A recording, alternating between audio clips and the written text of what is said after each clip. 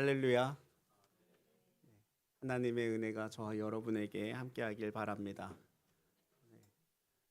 아이들 나와서 찬양하고 율동하는 게 참 이쁘죠. 네. 저도 저럴 때가 있었는데 여러분도 저럴 때가 있으셨고요. 네. 저 아이들이 정말 잘 자라서 믿음의 사람으로 잘 양육될 수 있도록 계속해서 끊임없이 기도해 주시면 좋겠습니다. 아이들을 키우는 부모님들을 보면요, 이런 말씀하실 때가 간혹 있어요. 얘네들이 빨리 컸으면 좋겠다. 근데 아이들을 다 키우신 부모님들은 그때가 좋지 이렇게 말씀하셔요. 저도 자녀를 키우고 있지만 어려운 것 중에 하나가 자녀 교육이라는 생각이 참 많이 들거든요. 어떻게 해야 될지 모르겠어요. 저도 뭐가 옳은 것인지 뭐가 그른 것인지 저도 잘 판단이 안 서요. 단지 성경에서는 뭐라고 이야기하고 있는가, 성경에서 자녀들을 어떻게 바라보고 있는가, 그것을 기준으로 삼을 뿐이죠. 시편 127편 3절 말씀에 보면요, 이렇게 말씀을 하고 있어요. 같이 한번 읽어보겠습니다. 보라, 자식들은 여호와의 기업이요 태 열매는 그의 상급이로다. 아멘. 자녀들은요, 하나님께서 우리에게 주신 가장 큰 복이고 가장 큰 선물이래요. 하나님이 주신 축복 그리고 선물인 자녀를 우리가 어떻게 양육해야 되는가, 이게 너무 중요한 문제인 거죠. 오늘 우리가 읽은 에베소서 6장 4절 말씀 본문에는 사도 바울은 자녀들을 노엽게 하지 마라 이렇게 말씀합니다. 근데 자녀들이 잘못했으면 혼내켜야 되잖아요. 징계도 해야 되잖아요. 근데 그 징계를 할 때 조심해야 되는 것이 감정적인 절제가 좀 필요한 거죠. 감정적 절제를 하지 않으면 자칫 잘못하면 폭력이 되어질 수 있습니다. 분노가 너무 앞서거나 감정을 컨트롤하지 못하게 되면 징계의 목적을 잃어버리게 되어지는 것이고요. 오히려 아이에게는 그냥 상처만 남게 되어지는 거죠. 원래 이야기하려고 했던 것을 벗어나서 내가 화나는 것에 대한 부분만 그냥 강조하게 되어지는 겁니다.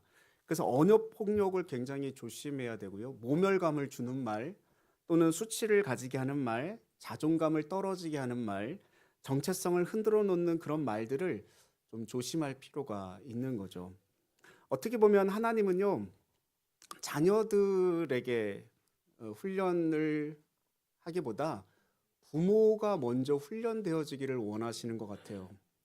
하나님은 자녀만의 성장이 아니고 누구의 성장을 원하시냐면 부모의 성장을 원하시는 거죠. 부모가 먼저 하나님을 깊이 신뢰하고 그리고 자녀의 문제를 하나님께 위탁하고 기다릴 줄 알아야 하는 것입니다. 왜냐하면 자녀는 그 부모님의 소유물이 아니기 때문에 그런 거잖아요. 우리에게는 다 일시적으로 하나님으로부터 위임받아서 하나님의 뜻대로 돌보아야 할 그런 책임이 있는 것입니다. 그래서 이 노엽게 하지 말라라고 하는 말을 좀 오해해서는 안 되는데, 이게 징계하지 말라 이런 말은 아닌 거잖아요. 잠언의 말씀을 보면 징계를 강조하고 체벌을 허용하는 말씀들이 나오거든요. 잠언서 23장 13절 말씀 같이 한번 읽어보겠습니다. 잠언서 23장 13절, 아이를 훈계하지 아니하려고 하지 말라. 채찍으로 그를 때릴지라도 그가 죽지 아니하리라. 아멘. 때리라는 말이에요? 때리지 말라는 말이에요? 때리라는 말이에요. 그죠? 근데 또 성경이 문자 그대로 때리라고 했다고 성경이 때리라고 했으니까 때려야지, 이건 또 아닌 겁니다. 네. 또 성경 한번 보시죠. 잠언서 29장 15절 말씀 한번 보십시오. 같이 읽겠습니다. 채찍과 꾸지람이 지혜를 주거늘 임의로 행하게 버려둔 자식은 어미를 욕되게 하느니라. 아멘. 이 말씀이 주어졌다고 해서 폭력을 행사하라, 그런 당위성을 주는 말씀은 결코 아닙니다. 무엇을 이야기하는 겁니까? 적절한 징계를 하라는 이야기입니다. 자녀를 과잉 보호하는 경우들이 많잖아요, 부모들이. 자식을 사랑하는 것에는 뭐 나무랄 게 있겠습니까? 어떤 부모가 자식을 사랑하지 않겠어요? 다 사랑하죠. 내 자녀가 얼마나 소중해요. 근데 그 사랑하는 것에는 지혜가 필요하다라는 거예요. 징계가 없는 사랑은요, 무분별한 사랑일 수 있기 때문에 사랑의 방식이 아닌 거죠. 하나님께서 인간을 사랑하실 때 그냥 무조건적인 사랑을 주신다, 아가페적인 사랑을 주시지만 그 사랑 옆에 항상 쫓아다니는 것이 무엇이냐면 공의, 사랑과 공의. 그러니까 공의는 다른 말로 얘기하면 심판이에요. 하나님은 항상 사랑과 심판을 동시에 가지고 계신 분이세요. 사랑하신다라고 이야기하시면서 심판을 왜 하시냐? 근데 그 심판 또한 무엇입니까? 하나님께서 인간을 향한 사랑하는 방법이에요. 그러니까 부모가 자녀를 사랑한다고 해서 징계를 하지 않아. 나는 이 아이를 사랑하니까 징계를 하지 않아. 그게 올바른 자녀 양육과 자녀 사랑의 방법은 아니라는 이야기죠. 그러니까 징계 역시 사랑의 방법이기 때문에 그래요. 징계의 목적은 옳은 길로 이끄는 것에 있습니다. 그래서 자녀를 노엽게 하지 않는 것은 아이의 현재 상태를 인정해 주는 것을 이야기하기도 해요. 아이들이 분노할 때가 언제냐면 옆에 있는 사람과 비교할 때가 가장 크잖아요. 왜 비교를 자꾸 하게 되느냐? 부모의 지나친 기대감이 있는 거예요. 허영이 있는 거예요. 그래서 부모들끼리 경쟁이 만연합니다. 나이가 이렇게 계속 부모님들이 나이가 들어보면요, 자신의 포지션보다 누구의 포지션으로 자랑하기 시작합니까? 자녀의 포지션으로 자랑하기 시작해요. 우리 자녀가 어느 대학 들어갔고, 우리 자녀가 어디 취직했고, 우리 자녀가 어떻게 됐고, 이것을 서로 막 늘어놓기 시작합니다. 아이들을 통해 대리만족을 얻고자 하는 부모들이 많이 있는 거죠. 우리가 많이 들어보셨지만 유대인들의 교육은 굉장히 탁월하다라고 이야기하잖아요. 그 유대인들의 교육 방법 중에 하나는요, 남들에게 이기기 위해서 노력하라 이렇게 말하지 아니하고요, 너는 남들하고 다르다 이렇게 가르치는 거예요. 그러니까 남에게 이기려고 경쟁하는 것이 아니고 남들과 다른 존재가 되라 이렇게 말을 하는 겁니다. 이게 성경적이지 않습니까? 하나님은 우리에게 내가 거룩하니 너희가 거룩하다 말씀하셨어요. 그 거룩이라고 하는 말은 구별되다라는 뜻이지 않습니까? 그러니까 하나님은 우리에게 이미 다른 사람들과 구별되는 존재로 우리를 만드셨단 말이에요. 모든 사람들을. 근데 한 가지 방향으로 몰아넣어놓고 모두가 거기에 포커스를 맞춰서 그리로 달려가도록, 모든 사람들이 다 다른데, 공장에서 기계 놓고 무언가 물건을 찍어내듯이 우리 인간들을 그렇게 만들어내고 있다란 말입니다. 그러니까 그 아이가 가지고 있는 고유한 개성을 강조하고 그것이 개발되도록 도와주는 것, 그게 중요한 거죠. 그냥 1등이 되라고, 유명한 사람이 되라고 하는 것이 아니라 가장 너다운 너가 되라고 가르치는 것이 성경적인 방식입니다. 하나님이 그 아이를 만드신 목적이 있어요. 어떤 고정된 틀, 이 사회가 만들어 놓은 어떤 기준 안에 넣으려고 아이들을 닥달을 하게 되면 아이들이 분노할 수밖에 없는 거죠. 그래서 아이가 아이답게 자라가도록 그 아이의 그 결을 살려주는 것이 부모가 해야 될 일이고, 그게 성경적인 교육 방법이라고 생각이 듭니다. 그런 것들을 위해서 해야 할 일은요, 부모가 아이들의 그 말에 귀를 기울여 주는 일이죠. 어떤 자녀들이든 하나님이 만드셨고 그 안에는 하나님이 그 아이에게만 주신 독특한 것이 다 숨어져 있습니다. 그건 너무 위대한 거죠. 우리는 그 숨어져 있는 그 아이의 고결한 그 위대한 것을 드러나도록 도와주면 되는 거죠. 그래서 가장 중요한 것은 무엇이냐면 아이들의 믿음이 어쩌다 저쩌다 얘기하는 게 중요한 게 아니고 부모님들의 믿음이 중요합니다. 하나님을 신뢰하고 아이를 향한 하나님의 뜻과 계획이 무엇인지를 발견하고 그 자녀와 함께 그 길을 걸어가고자 할 때 이 자녀를 통한 하나님의 놀라운 역사가 일어나게 될 줄로 믿는 거죠.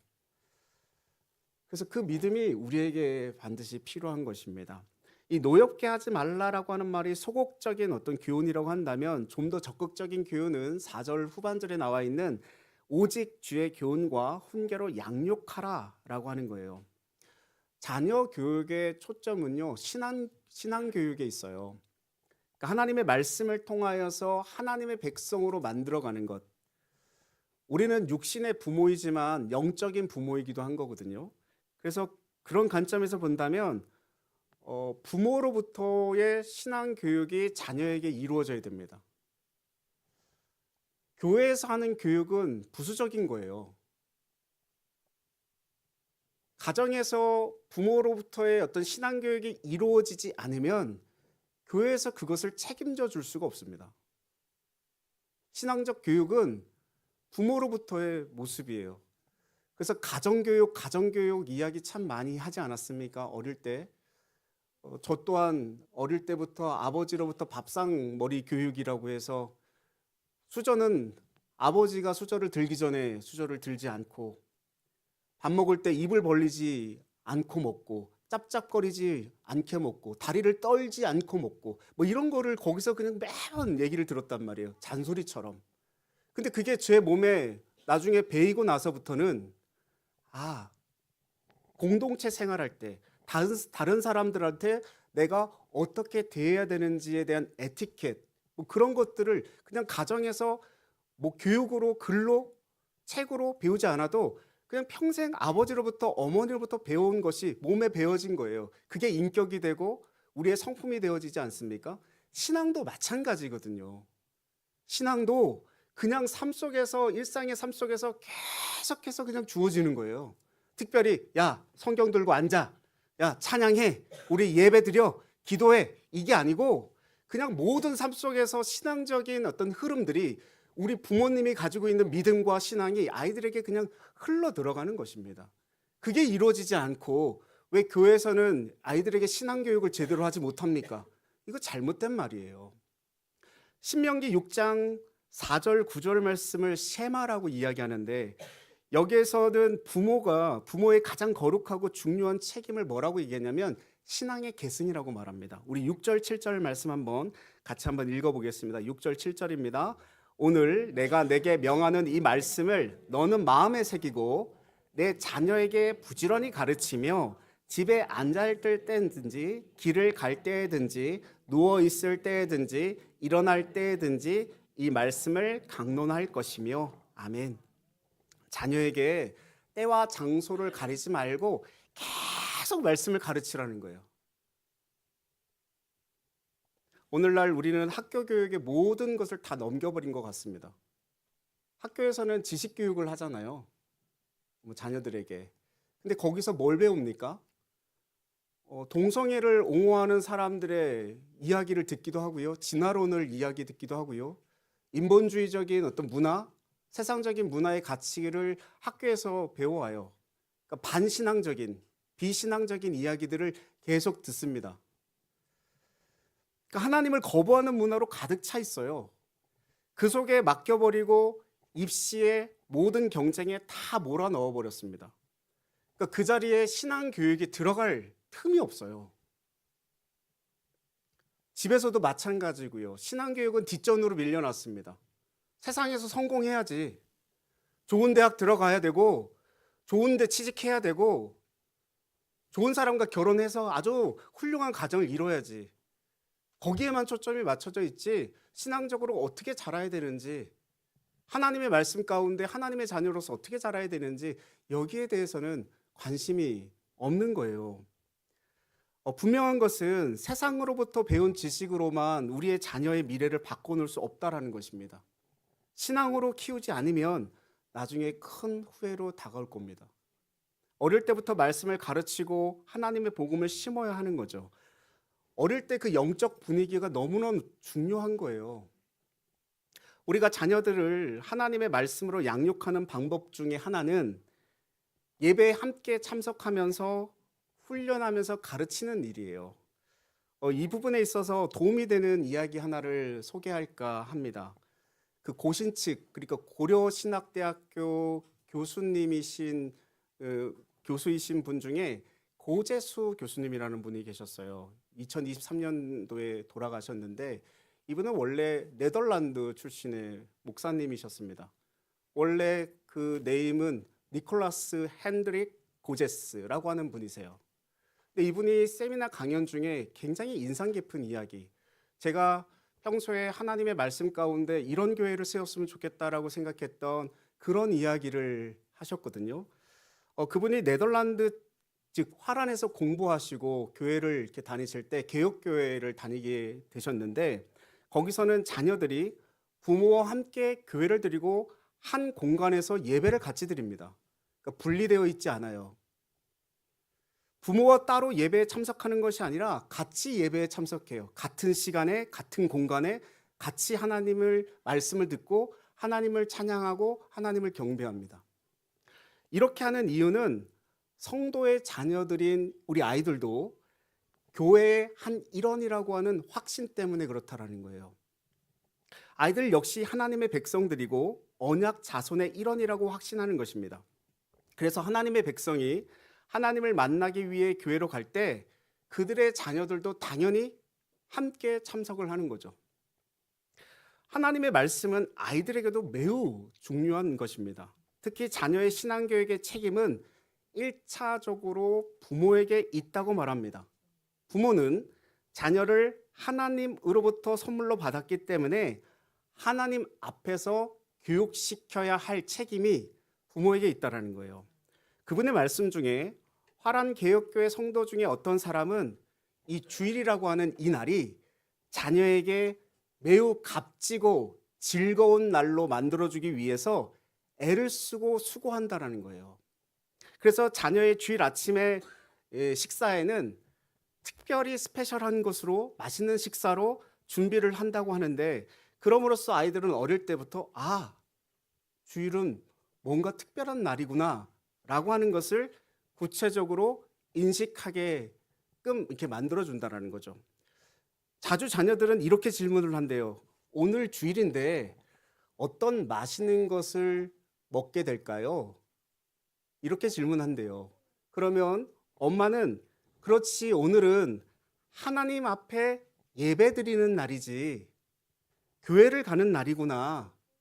그래서 엄마가 네가 좋아하는 아주 특별한 음식을 오늘도 준비했단다. 이렇게 대답을 한다는 거예요. 그래서 화란의 개혁교회 부모들은 자녀들이 교회에 나가는 일이, 하나님을 예배드리는 일이 즐거운 일이라고, 행복한 일이라고, 설레는 일이라고 느끼게 해주도록 노력하고 자녀들이 교회에 갈 수 있도록 미리미리 준비하고 훈련을 계속 시킨다라고 합니다. 그런가 하면 화란 개혁교회 부모들은 아이들에게 교회에서 조용히 해 이렇게 말만 하지 않는 거예요. 그 대신 부모는 자녀에게 하나님과 하나님을 찬양하는 것에 대해서 평소에 계속 설명을 해주는 거예요. 그리고 부모가 자녀가 설교를 통해서 하나님의 말씀을 잘 들을 수 있도록 가르친다라고 이야기합니다. 그래서 부모는 자녀에게 예배가 어떤 것인지에 대한 의미를 설명해주고 기도는 어떻게 하는 것인지를 설명해주고 헌금이 이런 것이다 라고 하는 것을 부모가 자녀에게 설명해주고 그리고 하나님을 찬양하는 것은 이런 거야, 이것을 말을 해준다라는 거예요. 그러니까 여기서 중요한 것은 뭡니까? 부모의 신앙이 제대로 서 있지 않으면 자녀들의 신앙교육은 제대로 될 수가 없어요. 부모의 의식, 태도가 너무 중요한 거죠. 부모가 교회 가는 일에 관심이 없거나 설교 중에 졸거나 다른 행동을 하거나 또는 주일 예배 빠지고 참석하지 않게 되면 그들의 자녀에게 예배가 그렇게 중요한 것이 아니구나. 하나님께 나가는 일은 내가 다른 많은 일들보다 그렇게 중요한 게 아니야. 그냥 어쩌다가 그냥 시간 되면 내가 나가면 되는 거고 그냥 내가 시간 되면 하나님 만나면 되는 거고 그거는 부차적인 문제구나. 이렇게 인식하게 된다는 겁니다. 그런 경우에 자녀에게 교회 열심히 나가라, 너 하나님 열심히 믿어라. 아무리 강조해도 아이들은 그것을 믿지 않게 되는 거예요. 부모님들이 이미 하나님에 대한 불신의 모습을 갖추고 있다고 그 아이들도 보고 있는데 그 아이들이 어떻게 하나님을 향한 믿음을, 하나님을 향한 열정을 품게 되겠습니까?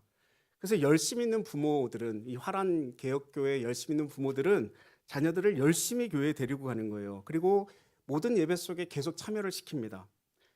이런 말씀을 드리면 이런 질문을 하실 거예요. 저도 참 많이 받은 질문인데, 어린아이들이 어렸을 때부터 예배에 참석하게 되면 예배 가운데 설교를 잘 알아들을 수 있을까요? 아무리 잘 설명해도 아이가 이해하지 못하는 것이 많기 때문에 그 예배에 참여하는 것이 무슨 의미가 있습니까? 아이의 수준에 맞는, 눈높이에 맞는 말씀을 전하는 것이 그게 옳지 않습니까? 이렇게 질문들을 저도 많이 받았고요. 그리고 이 화란 개혁교회에서도 그런 질문들을 참 많이 받았다고 합니다. 여기에 대해서 고제스 목사님은 이렇게 그 주장과 질문에 대한 반론, 대답을 하셨어요. 결과는 성령님께 맡기고 부모는 책임을 다하라. 즉 부모는 자녀를 교회에 데리고 가야만 하고 성령님은 그때 자녀들에게 믿음을 일으키기 위해 예배를 사용하실 거라는 거죠. 물론 이 목사님들의 설교가 어린이들에게 이해하기가 참 어렵습니다. 근데 중요한 것은 아이들이 하나님의 말씀에 귀를 기울이는 습관을 어릴 때부터 배우게 하는 것입니다. 그래서 그렇게 훈련이 된 화란의 개혁교회 아이들은요, 유치원에 다니는 아이들은 그 주일날 설교한 설교의 제목은 알고 있는 거예요. 초등학교 이상의 아이들은 설교의 제목 정도뿐만 아니라 목사님이 말씀하신 그 대지, 그러니까 그 부분에 대해서 이런 말씀을 하셨구나, 요 정도까지 기억을 한다라는 겁니다.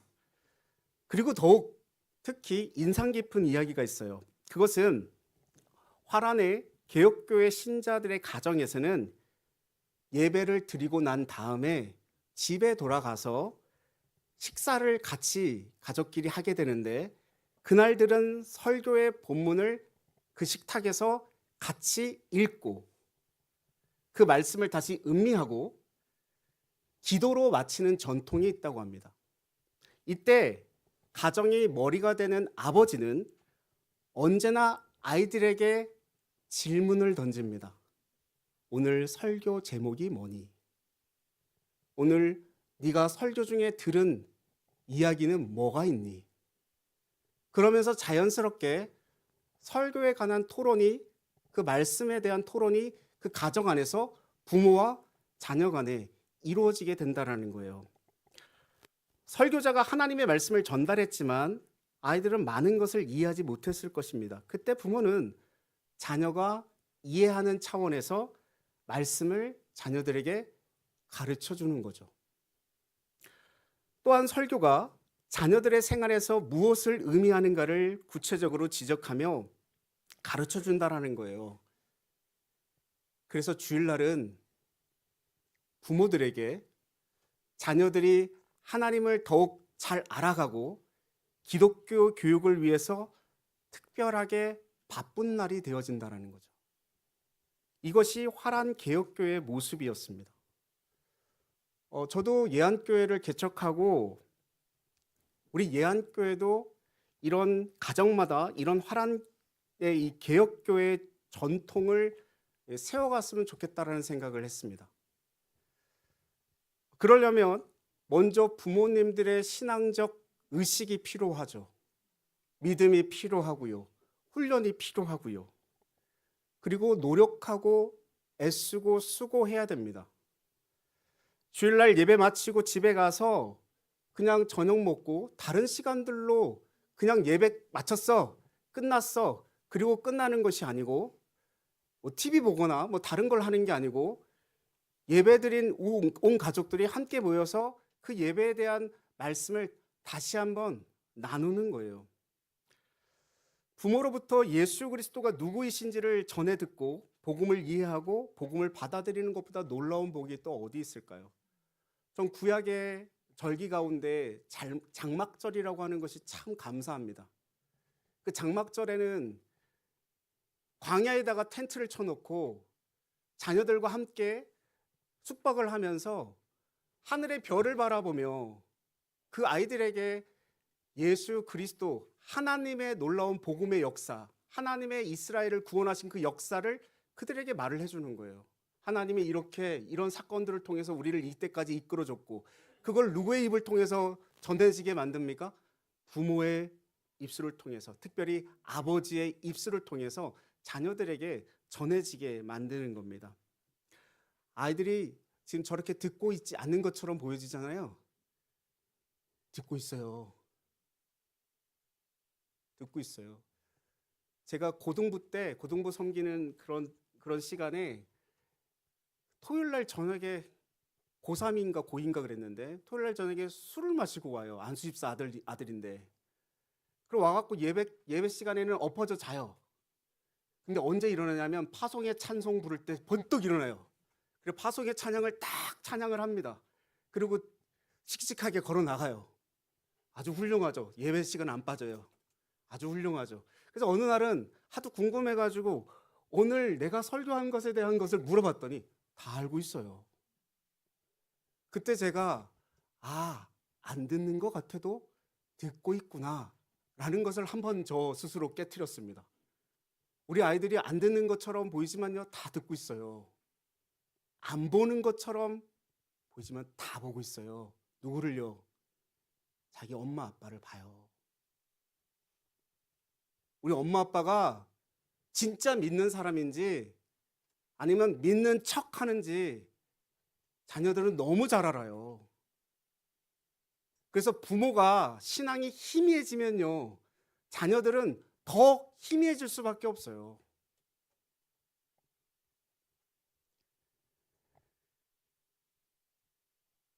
자녀가 학교 안 가거나 성적 떨어지면 막 난리가 나는데 교회 안 간다고 하면 아이 그래. 또는 신앙적 구원에 확신이 없는데 아이 그래. 그럴 수도 있지. 이게 진정한 신앙인이라고 우리가 생각할 수 있을까요? 더 난리쳐야 되지 않습니까? 물론 뭐 그런다고 뭐 믿음으로 나오고는 아니겠지만 이게 자녀의 문제가 아니라 부모의 신앙의 문제로 귀결되는 겁니다. 그래서 부모의 역할 중 중요한 것은요, 말보다 삶으로 가르치는 것입니다. 말하는 것이 아니라 보여준 대로 자녀들이 따라오기 때문에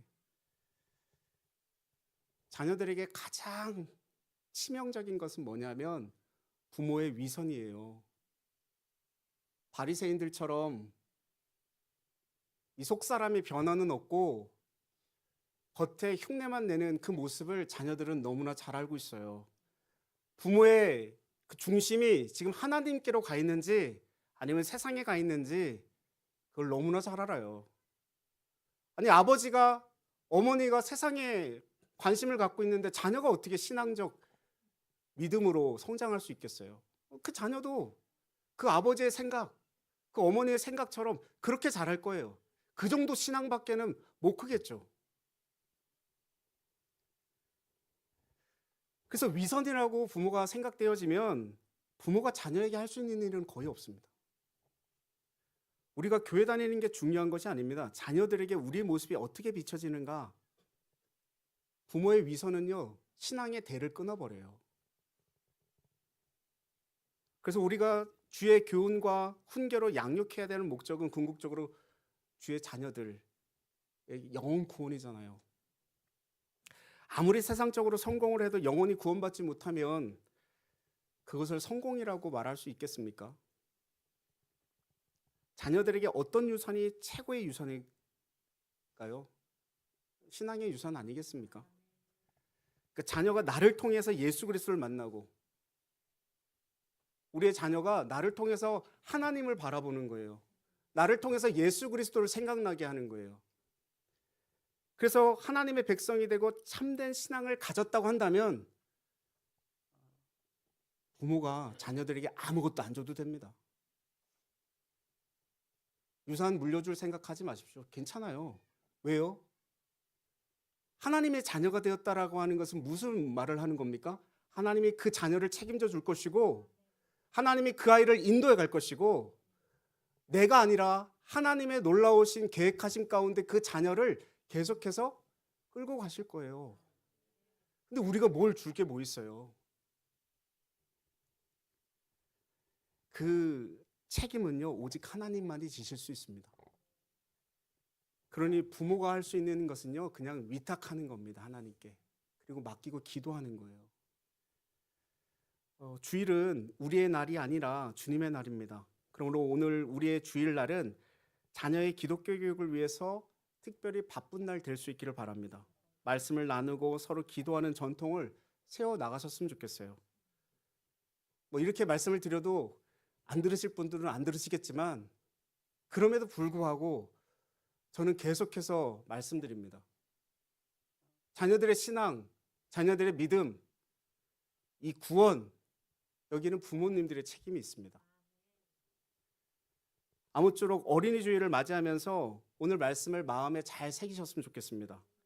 하나님께서 우리에게 맡겨주신 언약의 자녀들을 우리가 어떻게 양육하고 있는가 돌아보시면서 각성하고 분발하시는 그런 은혜가 저와 여러분에게 있기를 주님의 이름으로 축원드립니다. 기도하겠습니다.